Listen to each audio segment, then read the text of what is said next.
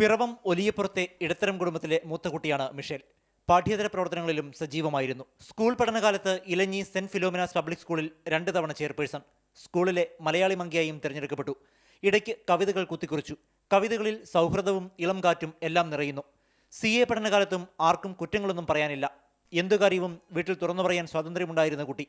വീട്ടിൽ തുറന്നു സംസാരിക്കുന്ന പ്രവർത്തക്കാരിയും. അവൾ എന്തിന് ആത്മഹത്യ ചെയ്യണമെന്നാണ് അടുത്തറിയുന്നവരുടെ ചോദ്യം. എല്ലാത്തിനും ആക്റ്റീവായി നിൽക്കുന്ന ഒരു കുട്ടി. അത് ചില ക്യാരക്ടേഴ്സ് അങ്ങനെയാണ്. ഈ മിഷേൽ ആ രീതിയിലുള്ള അത്തരത്തിലുള്ള ഒരു സ്വഭാവം ആ കുട്ടിക്കുണ്ടായിരുന്നു. എല്ലാവരുമായിട്ട് ചേർന്ന് നിന്ന് എല്ലാവരുമായിട്ട് ഒരു ഓപ്പൺ സമീപനമായിരുന്നു കുട്ടിക്ക്.